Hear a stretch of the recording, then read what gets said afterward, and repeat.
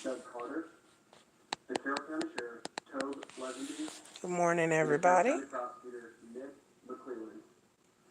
I'd like to remind everyone that this continues to be an active and ongoing investigation.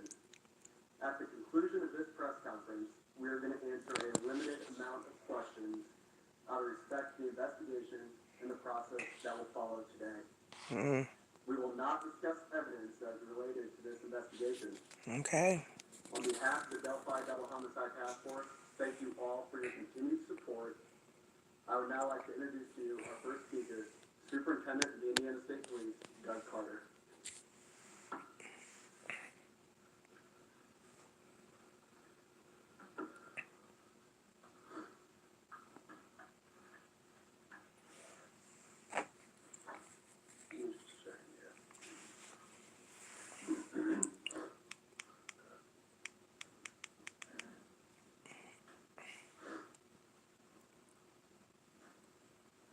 Some do I have prepared remarks, but today is different because I do not want there to be any confusion or ambiguity with what I will say.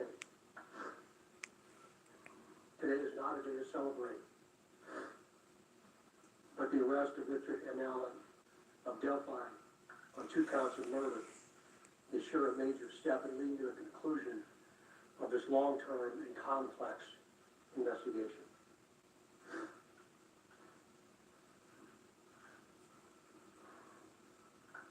First, I'd like to speak directly to Anna, Mike, Becky, Kelsey, your extended families,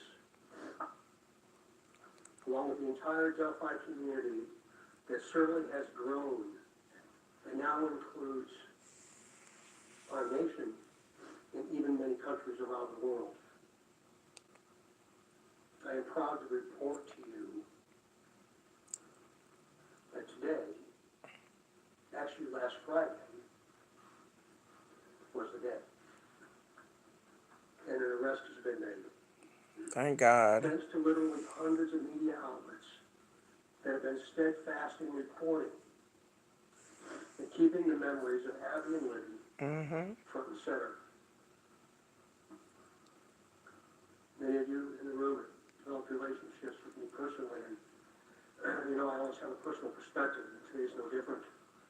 But from a very personal perspective, you all have provided inspiration and support, even while oftentimes frustrated with us and me. You continue to encourage the efforts, and you too believe that one day we would all be here participating and sharing this news. To the entire law enforcement community, which includes all local, state, and federal agencies, which are far too many to specifically mention today, thank you, thank you, thank you. We are going to continue a very methodical and committed approach to ensure that if any other person had any involvement in these murders in any way, that person or persons will be held accountable. Since the murders of Abby and Libby, 2,086 days ago, the daily investigative team has worked tirelessly and is certainly worthy of mention today. Specifically, Sheriff Levenby, Sheriff of Carroll County, Detectives Tony Liggett, Detective retired Kevin Hammond, former Delphi Chief and now the prosecutor's investigator Steve Mullins,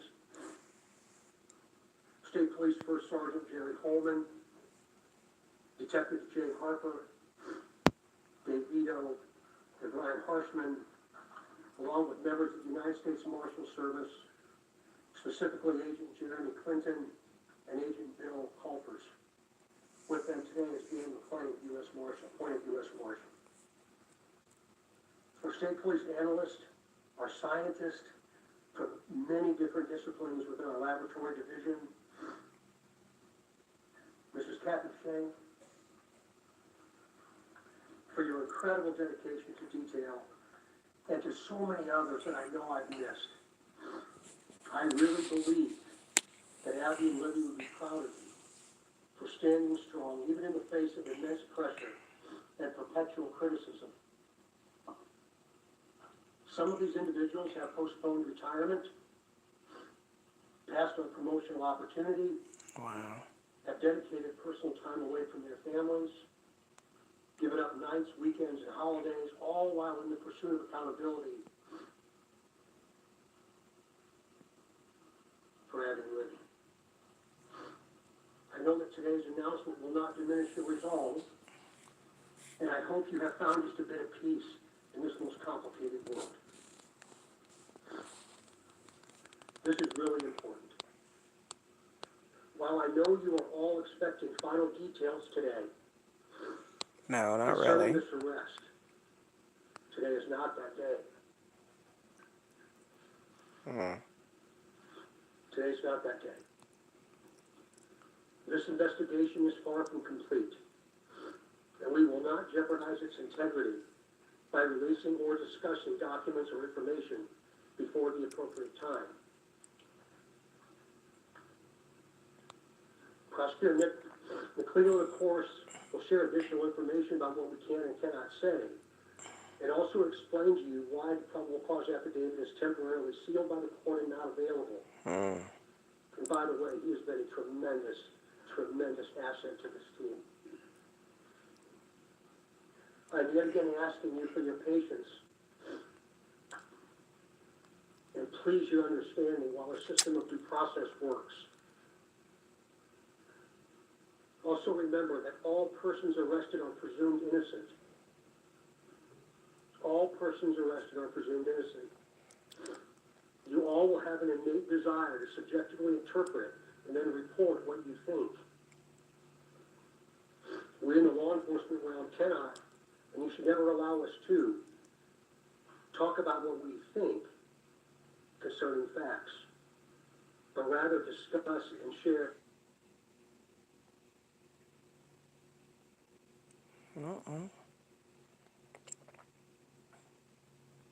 at the right time what it is we know. The time will come when additional details can be released. But again, today is not that their plan. The prosecutor has been very clear with law enforcement about what his expectations are, about what can and cannot be released, shared, or discussed. So we will, of course, comply. If you choose to be critical of our silence, be critical of me. Okay. Not the front line.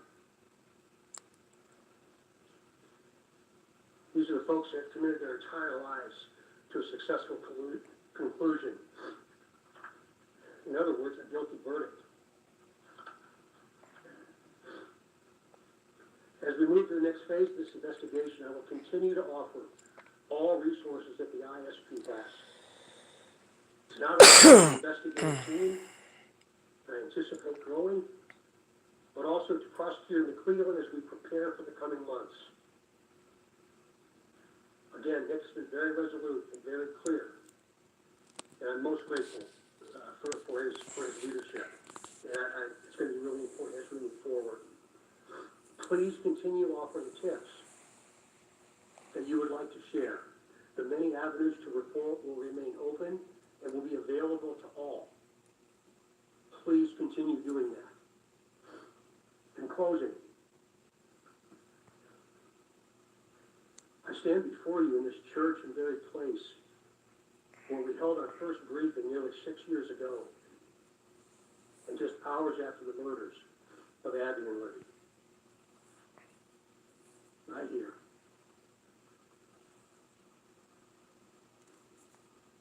Pulling in today, I wasn't really sure what emotion I would experience. But peace came over me. And I didn't expect that to happen.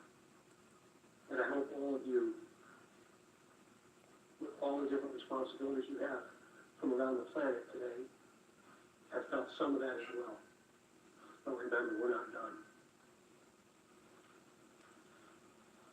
I think what we all have experienced proves that that together there's nothing we cannot do. But more importantly, giving of ourselves, all of us,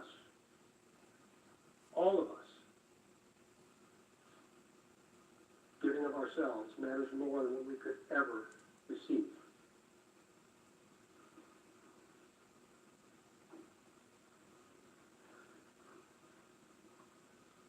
Abby and Libby, though in death, have had a profound effect on so many of us. Oh my On goodness. how we live, and as importantly, who we all should be. I would now like to introduce to you my friend, the Phil County Sheriff, Tom Ledgeby, for his remarks. Okay. Yay.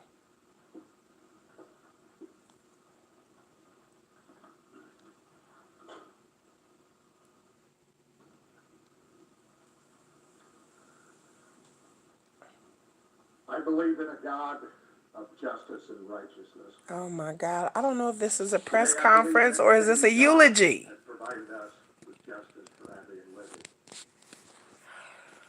As Sheriff of Carroll County, Indiana, I want to publicly and sincerely thank each individual who played a role in helping us Okay. in this 5.5-year investigation. Yep. Whether it was in an investigative capacity, providing tips, cards or letters of suggestions or encouragement, phone calls, and thousands of other countless ways of communicating. I earnestly thank those who prayed for this moment in time. Lord. We now move forward through the Indiana criminal justice system, allowing the system to provide its due diligence and process in providing that justice which is owed Abby and Libby, their families, and this community. Thank you. I really? Really? Oh, okay.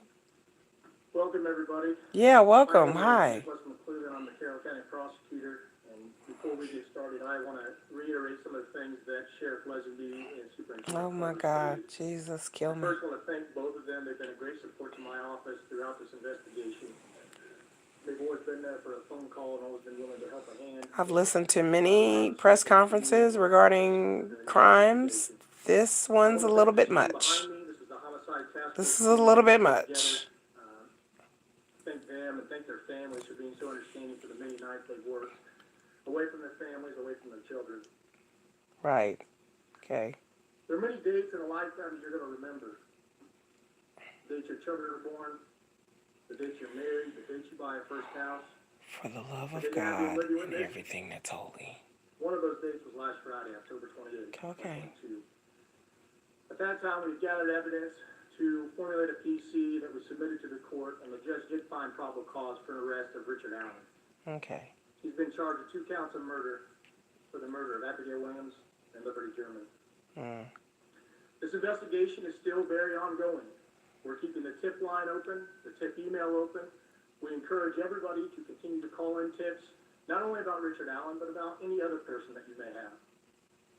For that reason, and for the nature of this case, the probable cause and the charging information has been sealed by the court. I've been very clear to everybody that per the court order, we cannot talk about the evidence that's in the probable cause or the evidence that's in the charging information. That will become evident to you at some point, and it'll be released, but right now is not that day. Interesting.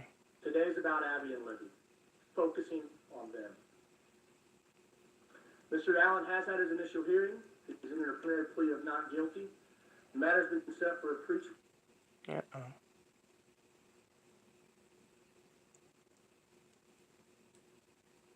on January 13th at 9 a.m., 2023, and a trial date of March 20th, 2023 at 9 a.m. He is presumed innocent. We will have I want to open it up to a few limited questions from the audience.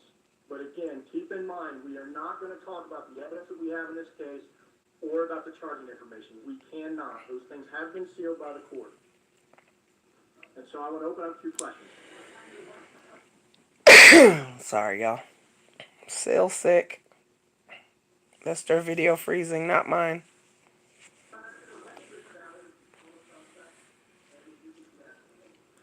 Again, that's part of the investigation, so I'm not going to talk about those things. What Yeah, I can really. say is that we have probable cause established by the.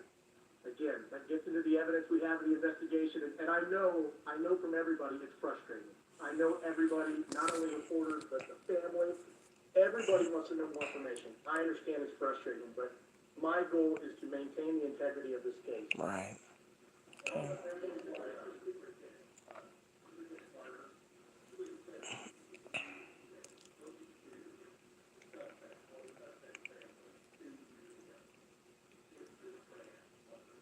Again, I appreciate the question, but we're giving you the timeline of events, and today's not the time to do that. So in other words, we're not going to get any information.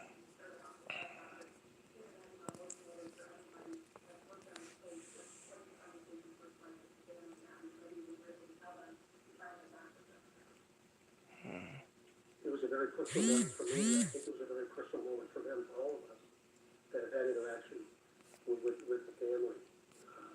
We developed a relationship that I think is going to last at least one lifetime, and maybe a second. So it was a very, very, very sad yet a very humbling experience.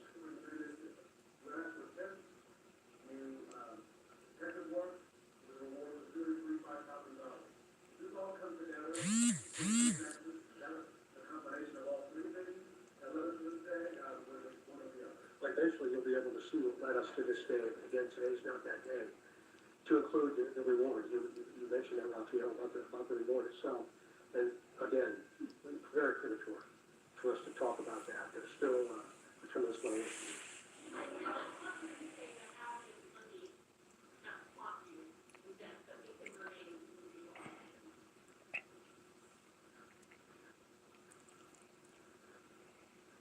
I think probably resilience and understanding the value of each and every day. That today was the day that I didn't anticipate they ever thought today would be their day. And I feel like I've known for a long time.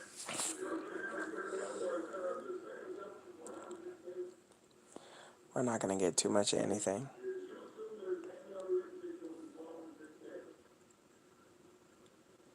We haven't closed the door on the investigation. And so that's why we keep the tip line and the tip email open. And so we're not presuming anything at this point, but we're going to continue to take tips, continue to take any information anybody has. And as we've done with all the information we've gathered, we're going to look at that and examine that and see where it leads us.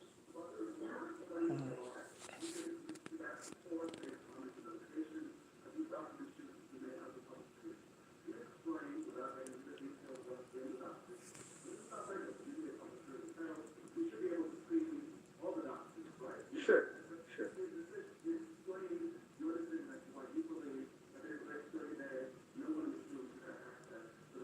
Sure. It is unusual. We don't do it very often.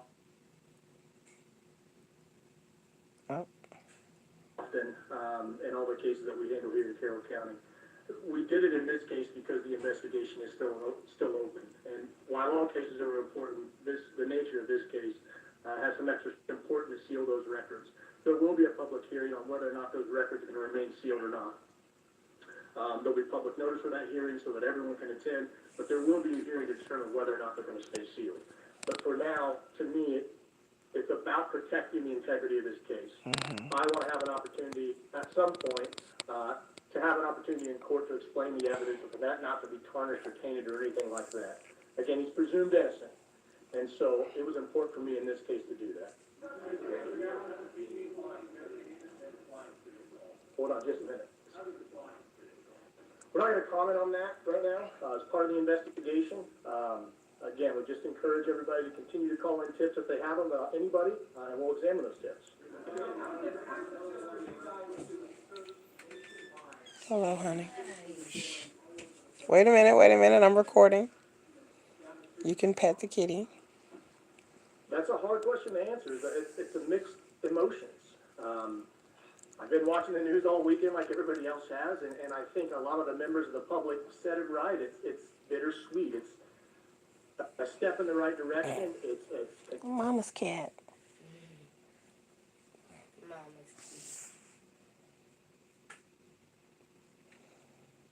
Ah, their video is freezing.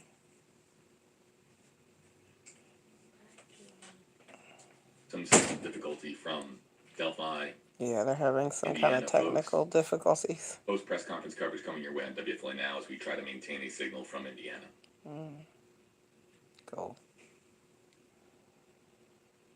I will be doing a video later, hopefully, on the Delphi murders. I followed this ever since the day that it happened. a local guy. Here we So go. I think just different emotions. Again, this is a step in the right direction. This is the first step into getting into court and having a trial. And so, Well, that's it. Okay, we missed part of it, but WFLA Now. Here's J.B. Puno. Murder charges filed in the deaths of Libby German and Abby Williams. But how police went from 5 years of searching to finally making an arrest on Friday, still shrouded in mystery. Still shrouded in as mystery. investigators release few details That's on the the apprehended suspect. 50-year-old Richard Allen. Richard Allen. Hey there, folks. JB here with you live on WFLA Now. I always keep it straight with our audience here on WFLA Now. Keep it I straight, have a list JB. of Go ahead. 10, maybe, no, 14 questions that I wanted answered. Yeah, we got a lot of questions, JB. And 0 for 14. Right. As far We didn't as get the no details answers that we today. got here. Actually, I figured it. 1 out of 14, because one of the questions I had here was the charges that are being filed, and we do have murder charges being filed here against 50-year-old Richard Allen, again apprehended and arrested on Friday, as you just heard from members of the media asking in that Q&A session, a very brief Q&A session, just down the street really from police in the community. Yes, this man, Richard Michael Allen, I think that's his name. He's 50 years old. He got arrested for the Delphi murders. If you're not familiar with the Delphi murders, it's these two girls. I think one of them's 14, one of them's 13. They were cousins. They went out hiking or walking a trail just like girls do in Delphi, Indiana. And they were reported missing, and then they were found, someone took their lives. They were found the next day. This has been a 5-year-long odyssey of speculation, of heartbreak, of course, for the parents, people blaming the family, just craziness, just people blaming. They were found on this guy's property, blaming the property owner. There's just suspicions pointed in so many different directions. Crazy conspiracy theories that, I was in a Delphi murder Reddit group I had to get out of because people were like actually blaming one of the little girl's father because apparently he had some run-ins with the law, and could this be a drug hit? I mean, all kinds of nuttiness that the family has had to go through. And one of the little girl's mother, she came under a lot of scrutiny for what I'm still trying to figure out. I don't know why. I didn't.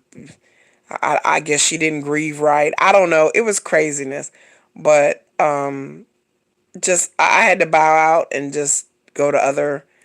There's a person online by the name of Gray Hughes that's done a great investigation. There is another investigator. I forgot his name, but he's done. He's an ex-detective, and he's done a lot of work with the investigation that is not descended into madness, into speculation, and stupidity. Because again, I don't like conspiracy theories. I don't like wild speculation. I don't like people throwing charges at the parents unless it's something founded. I mean, the things that people were saying really basically, especially on some of these YouTube channels, were basically saying things for clickbait. So I wonder, are these people going to apologize to the family, apologize to other people that they've accused things of and speculated, and wildly speculated. I wonder, are these people going to apologize now for putting things out on Facebook and online and Reddit and ruining people's lives? Some of the family members, some of the people speculated they have lost their jobs. They've been harassed online. They've had to shut down their social media. So I wonder, to these fools, are you going to apologize now and say you're wrong? Or are you just going to make up shit to try to cover up the fact that these certain people in the know, I'm not going to say these YouTube channels, but there are certain YouTube channels for years that have made money, have gotten followers and subscribers off of this case, off of speculation, off of basically making up shit,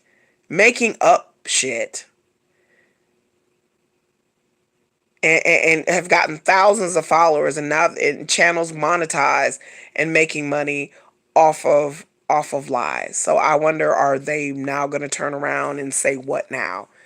That this isn't the right suspect, or the police doesn't know what they're doing. What lie are you gonna make up now? Come on, come on. I'm ready to fucking hear it.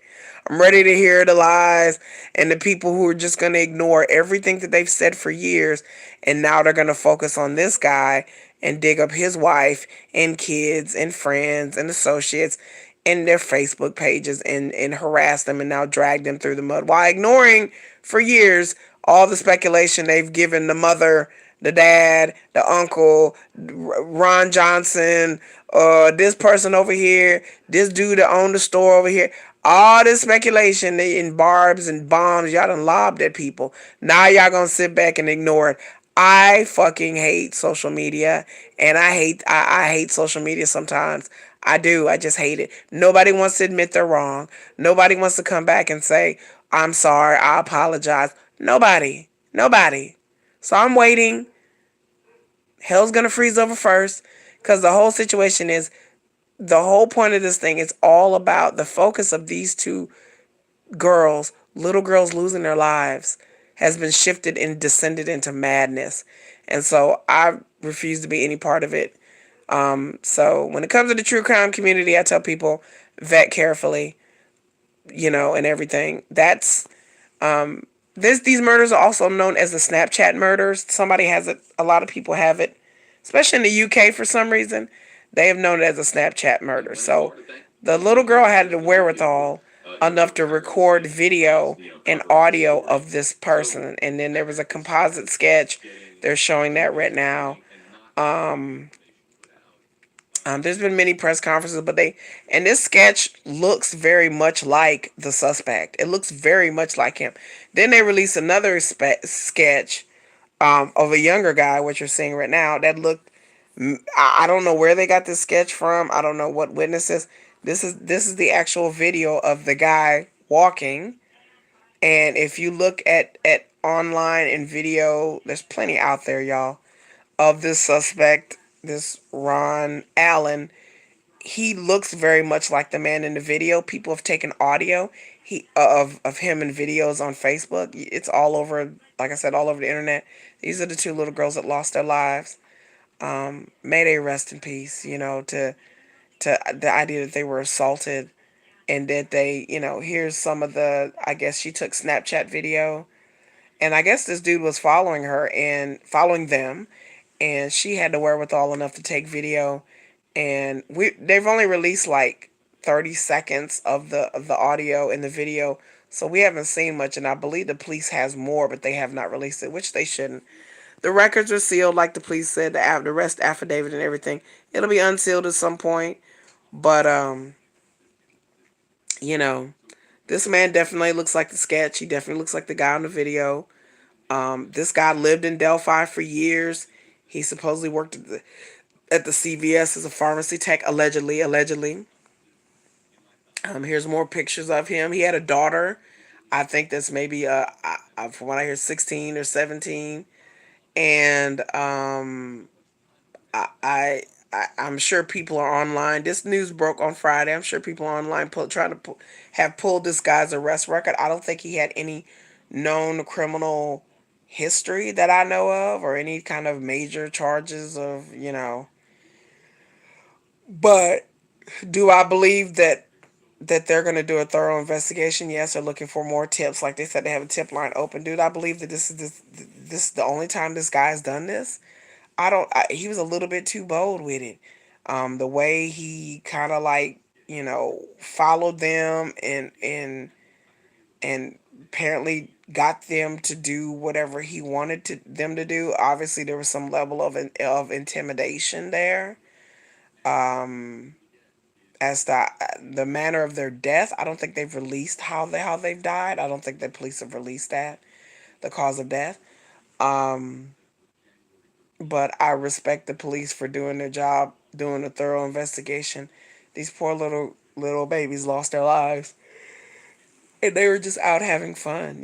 Just out hanging out, doing what teenage girls do. Riding their bicycles, walking around the trail. They were out of school that day, and so living in a small town, I guess the parents really didn't think anything was going to happen to them. I'm sure they've been out before, hitting there's a bridge and a trail, and they were out there um, allegedly taking, just taking photos, just doing what teenage girls do. Will come out more. There's been some speculation as to reason why they were there, and they may have been catfished. And there's a whole online thing about somebody created a false account of some 14-year-old boy, and then maybe they were out there thinking that they were going to meet some 14-year-old boy, but this account was actually run by pedophiles.